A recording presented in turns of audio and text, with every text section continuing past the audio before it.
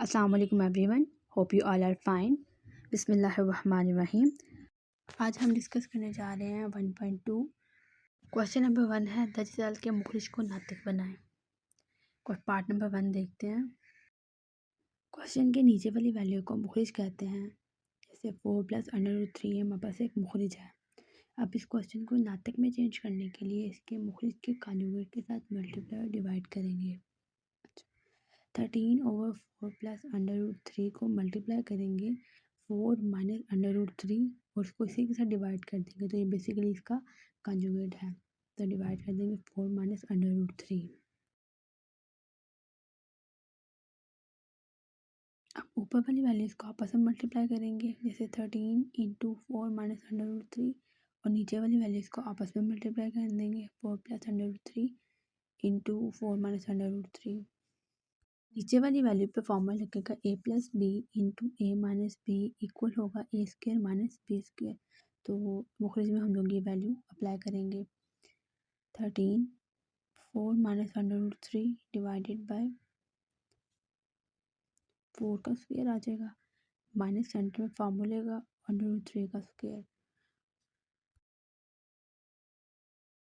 13 × 4 - √3 divide करेंगे, 4 का square होगा 16 और हमें पता है स्क्वायर और रूट स्क्वायर दोनों आपस में कैंसिल हो जाते हैं। कैंसिल करने के बाद यहाँ पर आ जाएगा 3 और अगर 16 में से 3 निकालेंगे तो बेसिकली यह बचेगा 13। तो नीचे वाला 13 और ऊपर वाला आपस में कैंसिल होकर तो बेसिकली आंसर होगा 4 - √3। यही मैथ पार्ट 2 को करेंगे। इस मुखरिज के साथ मल्टीप्लाई और डिवाइड कर देंगे, क्योंकि यहाँ पे वैल्यू सेम है तो इसका कॉन्जुगेट सेम ऐसे ही रहेगा। अच्छा, तो इनको आपस में मल्टीप्लाई करने के बाद फर्दर सॉल्व करेंगे। सॉल्व करने के बाद फर्दर ऊपर वाली वैल्यूज को मल्टीप्लाई करके ये आंसर हो जाएगा। पार्ट नंबर 3 में भी हम लोग मल्टीप्लाई करेंगे √5 के साथ और डिवाइड बाय √5 के साथ। ऊपर वाली वैल्यूज को आपस में मल्टीप्लाई करेंगे, नीचे वाली आपस में करने के बाद फर्दर आंसर वापस ही आ जाएगा। पार्ट नंबर 4 सेम है, इसके नीचे वाले मुखरिज को मल्टीप्लाई कर देंगे इसके कॉन्जुगेट के साथ, जो है 6 - 4√2 डिवाइडेड बाय 6 - 4√2। अच्छा, हम ऊपर वाली वैल्यू को जॉइन करके लिख देंगे और नीचे वाले को, ऊपर वाली की वैल्यू सेम थी तो स्क्वायर बना लिया और नीचे वाली का साइन डिफरेंट है तो उनको कंबाइन करके लिख लिया। अब इन पे फॉर्मूला अप्लाई करेंगे, a - b का square is equal to a² + b² + 2ab। तो ये 6 यहाँ पर a है और 402 यहाँ पर b है, तो उसके अकॉर्डिंग उसकी वैल्यू एडजस्ट कर देंगे। और नीचे भी हमारे पास ऑलरेडी हम लोगों ने फॉर्मूला डिस्कस किया, वो अप्लाई कर देंगे। यहाँ पर 4 का स्क्वायर ले लेंगे जो कि 16 होगा और अंडर रूट जो होगा वो 2 के साथ कैंसिल हो जाएगा। सेम एज नीचे वाले में भी 4 का स्क्वायर आएगा और अंडर रूट जो होगा वो 2 के साथ कैंसिल आउट हो जाएगा। 6 का स्क्वायर 36 हो जाएगा और कैंसिलेशन के बाद 32 हो जाएगा, -48 अंडर रूट 2 और 36 - 32। तो अब फर्दर 36 + 32 को ऐड करेंगे तो 68 हो जाएगा और दूसरे वाला एज इट इज़ आ जाएगा क्योंकि इसके अंदर अंडर रूट 2 है। अब नेक्स्ट सेपरेटली 4 से डिवाइड करेंगे, डिवाइड करने के बाद कैंसिलेशन करेंगे। तो कैंसिलेशन करने के बाद हमारे पास जो आएगा वो है 17 - 12 अंडर रूट 2, इसका आंसर है। पार्ट नंबर 5 को डिस्कस करते हैं। तो पार्ट नंबर 5 में बेसिकली क्या करेंगे, इसका जो मुखरिज है उसके कॉन्जुगेट के साथ इसको मल्टीप्लाई भी डिवाइड कर देंगे, साइन चेंज करके माइनस साइन आएगा यहाँ पे। ठीक है, ऊपर क्योंकि दोनों सेम वैल्यूज़ हैं तो मैं दोनों का क्या कर दूँगी, इसके दोनों को इकट्ठा कंबाइन करके लिख दूँगी। ठीक है, ऊपर वाले को ऊपर वाले के साथ मल्टीप्लाई करेंगे और नीचे वाले को नीचे वाले के साथ मल्टीप्लाई करेंगे।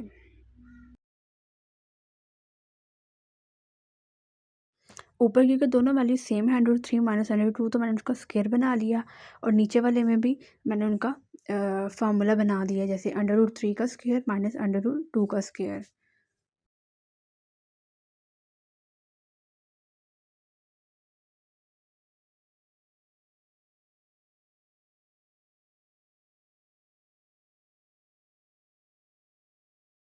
a - b का whole square is equal to a² + b² - 2ab। तो बेसिकली यहाँ पर मैंने वही वाला फार्मूला अप्लाई किया और नीचे वाले में a² - b² is equal to a + b a - b वाला फार्मूला अप्लाई किया है। अब यहाँ पर रूट स्क्वायर आपस में ख़त्म हो रहे हैं 2 के साथ, तो वो मैं कैंसिलेशन कर दूँगी। तो यहाँ पर ऊपर वैल्यू बन जाएगी 3 + 2 - 2 अंडर रूट 6, क्योंकि 3 एंड मल्टीप्लाई 2 6 हो जाएगा।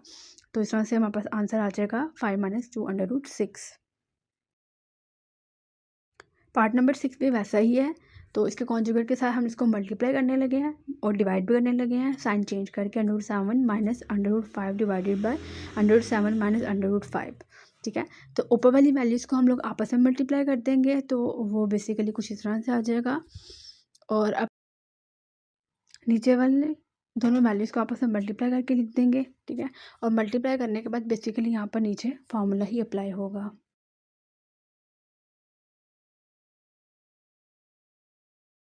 नीचे मुखरिज में हम लोगों ने फार्मूला अप्लाई किया, ए स्क्वायर माइनस बी स्क्वायर का कटिंग करने के बाद हमारे पास स्टेटमेंट कुछ यूँ आ जाएगी, ठीक है। नीचे बचेगा हमारे पास 2, तो वो 2 बेसिकली हम लोग 4 के साथ कैंसिल करेंगे, तो कैंसिल करके यहाँ पर क्या आ जाएगा 2 √3, तो ये हमारे पास बेसिकली। अब क्वेश्चन नंबर 2 को डील करेंगे, 10,000 का मुख्तसर करें। अब सबसे पहले उसके फर्स्ट पार्ट को लेते हैं। अब पार्ट नंबर 1 में सबसे पहले हम लोग पावर को प्लस करेंगे, तो पावर को बेसिकली प्लस करने के लिए क्या करेंगे, 81 को नीचे ले आएंगे और 16 को ऊपर ले आएंगे, ठीक है। तो हमारे पास 3/4 प्लस में हो जाएगा। अब फर्दर क्या करेंगे, इनका एलसीएम लेंगे, 16 का एलसीएम अलग से और 81 का अलग से। 16 का एलसीएम लेंगे तो 2 8 ज़ार 16, ठीक है। 2 4 ज़ार 8, 2 2 ज़ार 4 एंड 2 1 ज़ार 2। तो बेसिकली कितने 2 हैं हमारे पास, यहाँ पर 4 2 हैं, तो यहाँ पर 2 की पावर क्या बन जाएगी, 2 की पावर 4, सेम एज 81 का लेंगे। 81 का एलसीएम लिया 3 के टेबल में, तो यहाँ पर हमारे पास टोटल 3 बनेंगे 4, तो 3 की पावर 4 हो जाएगी। अब क्वेश्चन में 16 की जगह पे उसकी वैल्यू पुट करते हैं और 81 की जगह पे उसकी, तो 6 की जगह पर 2 की पावर 4 और 81 की जगह पे 3 की पावर 4। देन क्या होगा, 3/4 ओवरऑल आ जाएगा। अब पावर को सेपरेट करके लिखना है, तो 4 मल्टीप्लाई 3/4 और सेम एज 3 की पावर 4 मल्टीप्लाई 3/4, 4 4 से कैंसिल क्योंकि वो मल्टीप्लाई और डिवाइड हो रहे हैं आपस में।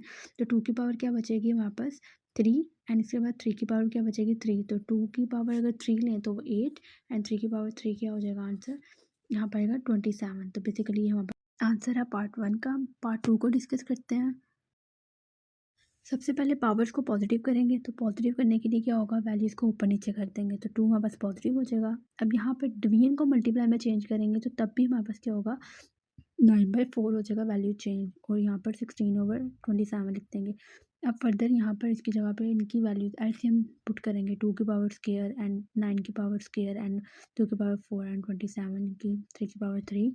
ये करने के बाद अब हम क्या करेंगे, सबको पहले सिंप्लीफाई करेंगे पावर्स के साथ मल्टीप्लाई करके, ठीक है। 2 2 ज़ा 4 हो जाएगा, वो सबको इसकी वैल्यूज मिलने के बाद प्लस क्या करेंगे, क्योंकि हमारे पास जो बेस सेम है उनकी पावर्स को इकट्ठे करना है, तो 2 है तो 2 की पावर 4 माइनस, क्योंकि 4 नीचे प्लस में, 6 नीचे प्लस में, तो ऊपर जाके हो जाएगा -6 हो जाएगा। और सेम एज 3 की पावर 6 -2 -3, क्योंकि वो वैल्यूज नीचे थी तो वो ऊपर जाके नेगेटिव हो जाएंगे। तो सेम एज जो हमारे पास आंसर आएगा कुछ वो इस तरह से आएगा 12। पार्ट नंबर 3 में क्या करेंगे, सबसे पहले हम लोग पॉइंट को ख़त्म करेंगे। तो पॉइंट को ख़त्म करने के लिए क्या करेंगे, पॉइंट की जगह पे हम लोग नीचे लगा देंगे 1, और कितने डिजिट्स बचे हैं 3, तो उसकी जगह पे 3 ज़ीरो आ जाएंगे, तो 1000 से डिवाइड कर देंगे। अब बेसिकली पावर को प्लस करना है, तो -1/3 को +1/3 करने के लिए उसकी जो पोजीशन है अब हम आगे फर्दर उसको चेंज करेंगे, ठीक है। तो 1000 डिवाइडेड बाई 27 हो जाएगा और पावर हमारे पास 1/3 हो जाएगी। हमें पता है 1000 10 की पावर 3 हो तो वो 1000 होता है, तो मैं वहाँ पे वैल्यू पुट कर रही हूँ। उसके बाद 3 की पावर 3 करेंगे तो वो भी वापस हो जाएगा। अब मैं उनकी पावर को सेपरेट कर रही हूँ 1/3 के साथ मल्टीप्लाई करवा के, तो वो कैंसिलेशन होकर 10/3 आंसर हो जाएगा हमारे पास। पार्ट नंबर 4 डिस्कस करते हैं। सबसे पहले जो √7 है वो इक्वल होगा 1/7 लिखेंगे पावर में, तो सेम है। सबसे पहले इसका हम लोग पावर 1/7 लिख रहे हैं, क्वेश्चन में से लिख के 1/7 पावर लिख दी, ठीक है। उसके बाद अब सब बेसिस की पावर को कंबाइन करने लगी हूँ, ठीक है। बाई नीचे 14 पॉजिटिव में था, ऊपर आके नेगेटिव हो गया, और 7 नीचे पॉजिटिव था, ऊपर आके नेगेटिव हो गया, ठीक है। अब इसको फर्दर सॉल्व करेंगे। 21 माइनस अगर 7 करें 14 करें तो 7 आता है, फिर 35 माइनस 7 करें तो 28 आता है। सबके पावर को सेपरेट सेपरेट साथ मल्टीप्लाई करवा लेंगे। मल्टीप्लाई करवाने के बाद कटिंग करेंगे। कटिंग करवाने के बाद हमारे पास कुछ वैल्यू आएगी x² बाय और c की पावर 4। अब इनको इकट्ठा करके लिख देंगे तो हो जाएगा x² bye z4। Part number 5 में 25 की जगह पे 5 की पावर 2 पुट कर रही हूँ, जहाँ पर भी 25 है, ठीक है? क्योंकि जब हम इसका एलसीएम लेते हैं 25 का तो 2 5s आते हैं। तो ऊपर भी मैंने वैल्यू पुट कर दी, अब मैं नीचे भी पुट करने वाली हूँ। यहाँ पर 25 की पावर जब 2 हो जाएगी तो n+1 के साथ बाय पावर आ जाएगी। अब मैं पावर को मल्टीप्लाई कर लेंगी, 5 क्रॉस 5 2n+2 -5 स्क्वायर। यहाँ पर 2n+2 कंबाइन हो जाए क्योंकि बेस सेम है तो पावर्स कंबाइन हो जाएंगी। तो 2n प्लस यहाँ पे 2 है तो मैं यहाँ पर एक स्प्लिट करके लिख रही हूँ क्योंकि मुझे 5 के पावर 2n+2 चाहिए। तो नीचे भी मैं अगर मल्टीप्लाई करवाती हूँ तो वही वैल्यू आ जाती है। अब सब में से मैं कॉमन लेने लगी हूँ, 5 के पावर 2n+2। तो जब कॉमन लेने के बाद पीछे क्या बचेगा, 5 माइनस यहाँ पर आ जाएगा 1 क्योंकि वो कुछ भी पीछे नहीं बचता। तो मैं नीचे भी 5 2 की पावर 2n+2 ले रही हूँ और पीछे बचेगा 2 5 बचेंगे एंड -1 बचेगा, ये कैंसिलेशन हो जाएगी। ऊपर 5 -1 इक्वल टू हो जाएगा 4 के और नीचे 25 -1 तो 4/24। कैंसिल करने के बाद आंसर आ जाएगा 1/6 क्योंकि 24 4 के टेबल में 6 टाइम पे आता है तो 1/6 ये आंसर होगा। पार्ट नंबर 6 को डिस्कस करते हैं।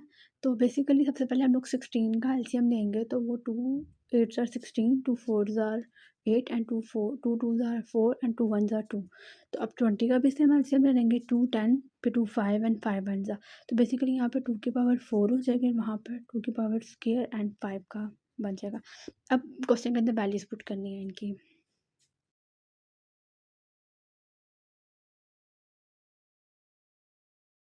वैल्यूज़ को पुट करने के बाद उसको सिंप्लीफाई करना है। अब क्या करेंगे, सब में 2 की पावर 4x प्लस 2 लेंगे। तो वहाँ पर 2 4 था तो उसको 2 और 2 में डिवाइड कर दिया, प्लस 5। उसके बाद दोनों की बेस सेम थी तो उसको कंबाइन करके लिख लिया। नीचे क्योंकि मल्टीप्लाई हो रहा है सबकी वैल्यू का आपस में पावर को ऐड कर दिया। ऐड करने के बाद देखते हैं क्या वैल्यूज़ हैं। 4x, ठीक है, कुछ ये। अब सब में देखो आप 2 की पावर 4x प्लस 2 सब में बन गया। नीचे वाले में नहीं है तो नीचे वाले में हम लोग उसको स्प्लिट करके एक दफ़ा लिख देंगे। जैसा कि यहाँ पे 3 है तो यहाँ पर 2 रहने देंगे और एक 2 सेपरेट कर देंगे। अच्छा, तो अब हमारे पास ऊपर और नीचे 2 की पावर 4x प्लस 2 आ गया। अब हम लोग लेंगे कॉमन। तो कॉमन लेने के बाद पीछे बचेगा 2 स्क्वायर प्लस 5 और सेम एज नीचे भी 2 की पावर 4x प्लस 2 और पीछे बचेगा 2। ऊपर और नीचे वैल्यू सेम है, उनको कटिंग कर देंगे। 2 का स्क्वायर क्या होता है 4, 4 प्लस 5 डिवाइडेड बाई 2 तो ऊपर हो जाएगा 9 और नीचे हो जाएगा 2 तो 9/2 इसका आंसर है।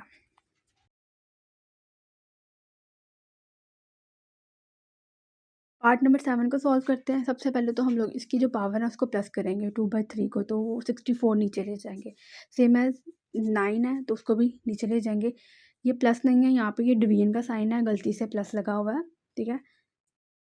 नेक्स्ट डिवीजन को मल्टीप्लाई में चेंज करेंगे तो 1/9 होगा वो क्या बन जाएगा 9। तो 9 की पावर 3/2 तो 64 की जगह पे इसकी वैल्यू पुट कर देंगे 4 की पावर 4 और 9 की जगह पे इसकी वैल्यू पुट करेंगे 3 की पावर 2।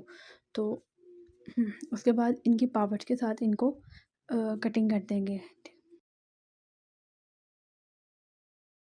तो अब बचेगा 1/4 स्क्वायर और यहाँ पर 3 की पावर क्यूब।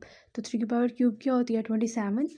तो ऊपर आ जाएगा हमारे पास 27 और नीचे हमारे पास 16 4 की पावर स्क्वायर। तो ये इसका आंसर है।